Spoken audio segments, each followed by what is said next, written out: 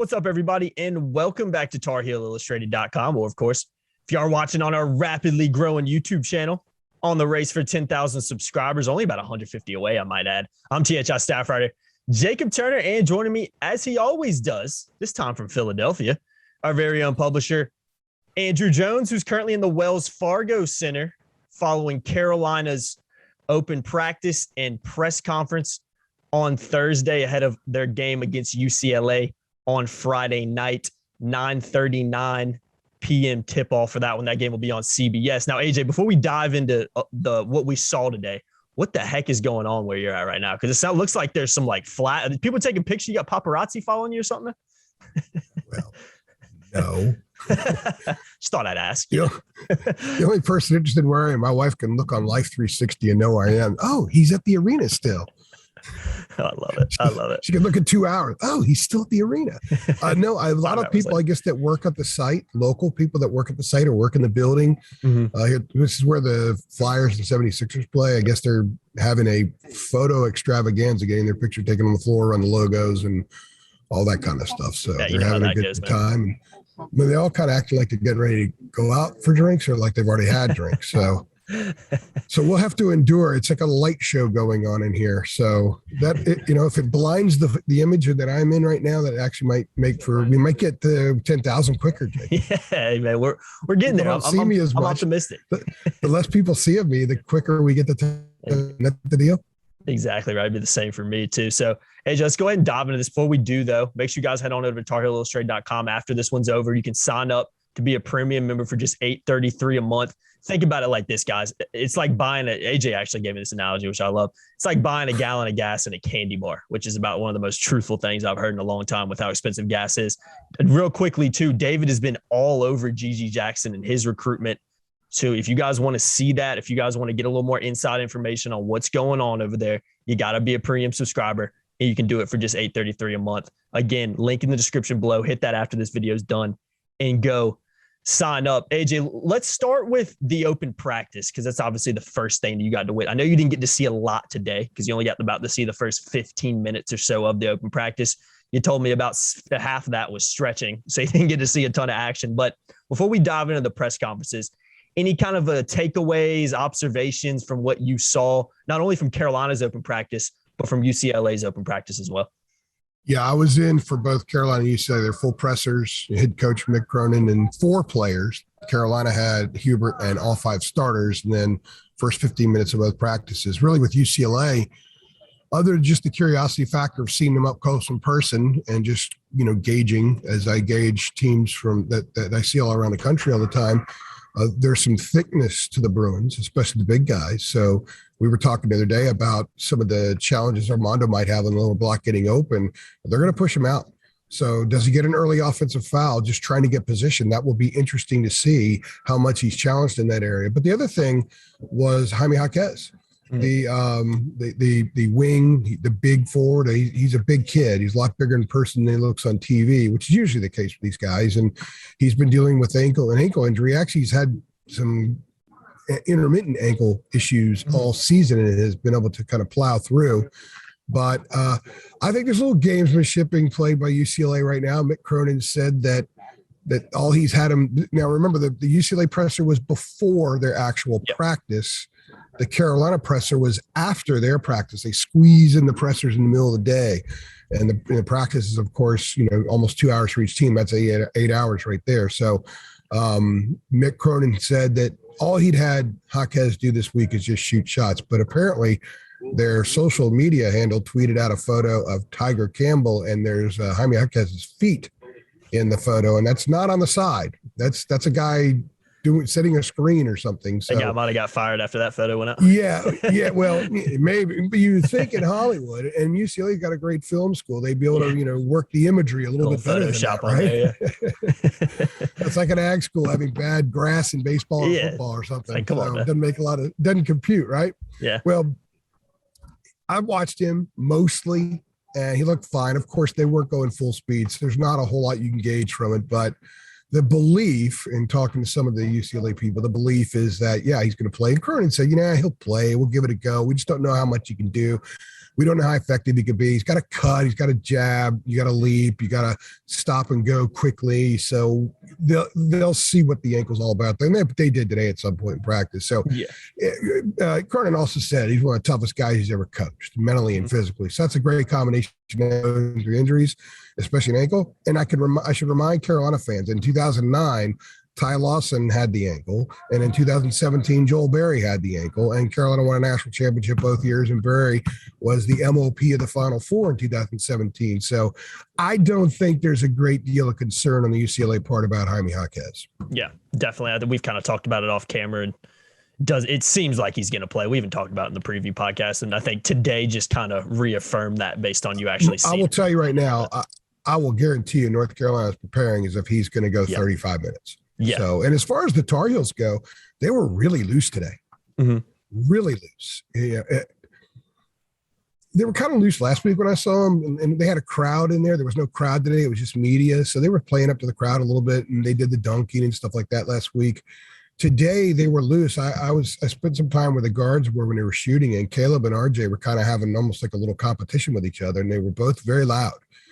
In fact, you should be able to hear some of it on the video that we posted, although there were some people working in the arena right near me that were closer that were yapping away. So that may have kind of drowned out Caleb and RJ kind of going at it, but that was good to see. You want to see a team lose. There's no reason not to be loose. I mean, Hubert has the other day when he was asked a question Tuesday in our press conference in Chapel Hill about the guys being, the pressure of maybe this being your last game. He's like, what pressure? You can't go into a game thinking, man, if we lose, this is our last game. It's basketball. Like that, A lot of other stuff going on in the world that's a lot more stressful than this. It's just basketball. Be loose, play, have fun. It's just basketball. So I think that's what I saw today from the Tar Heels, not just on the court, but also in the press conference. They were loose.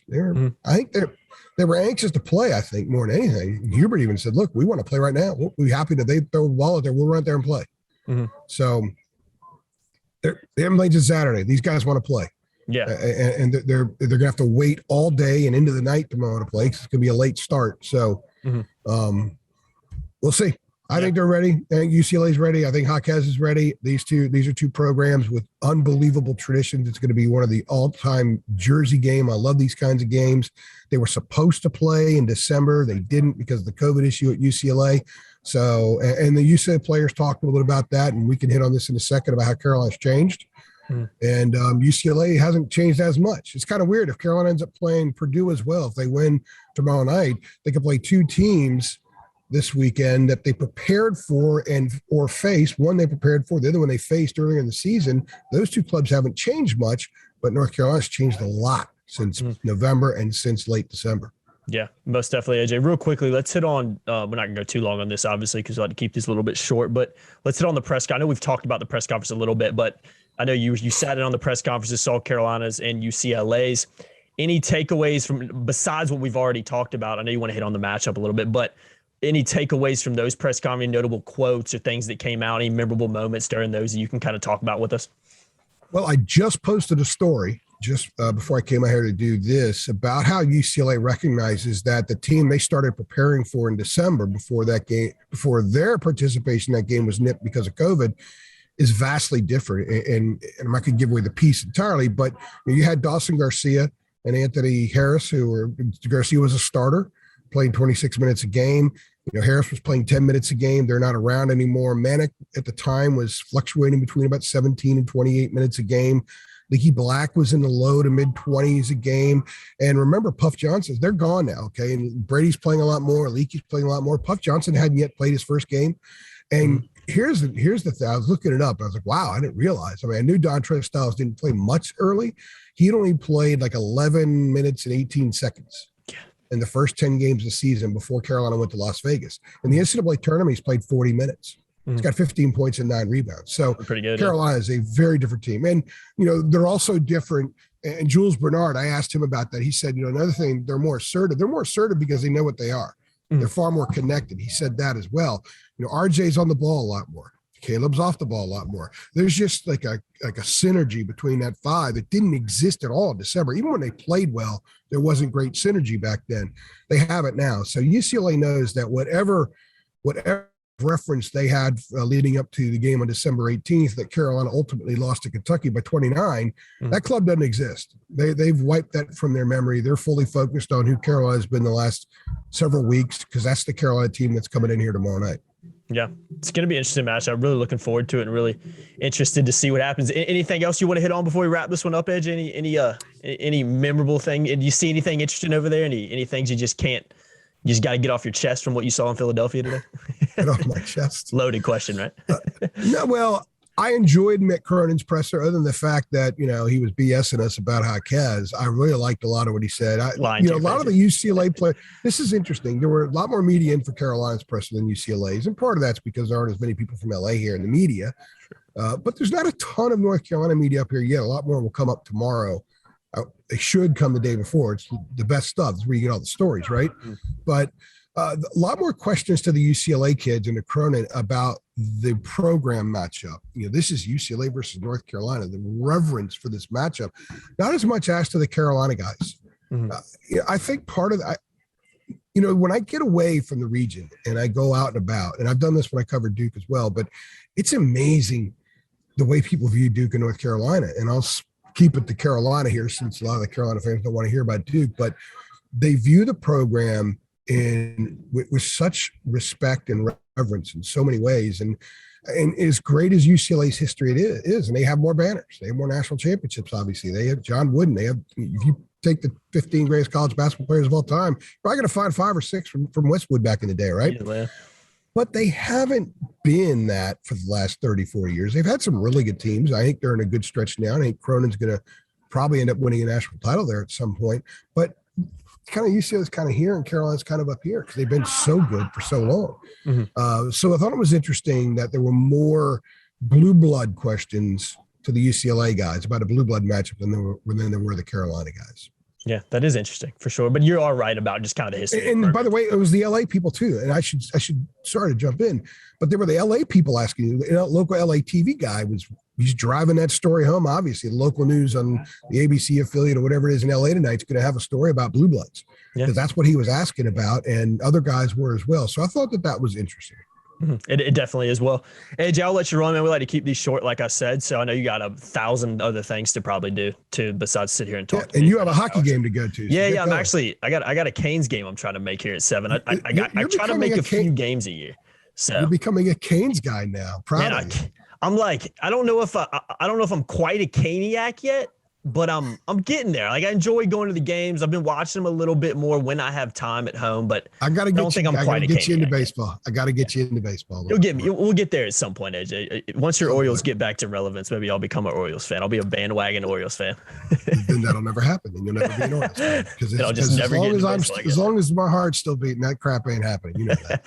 Hey, man, I never say never, right, AJ? Oh, you got to love it. I've been Jacob Turner. He's been Andrew Jones. Remember, for all your coverage from Philadelphia before the game, after the game on Friday, keep it locked to TarIllustrated.com. Again, you can sign up to be a premium member for just $8.33 a month. Link is in the description below. And also check out our YouTube channel after this for some, AJ did a couple videos from the open practice. You can go check out as well if you want to get a little inside look at that. Like, share, subscribe, hit that notification bell as well. We'll see you guys on the next one. Thanks.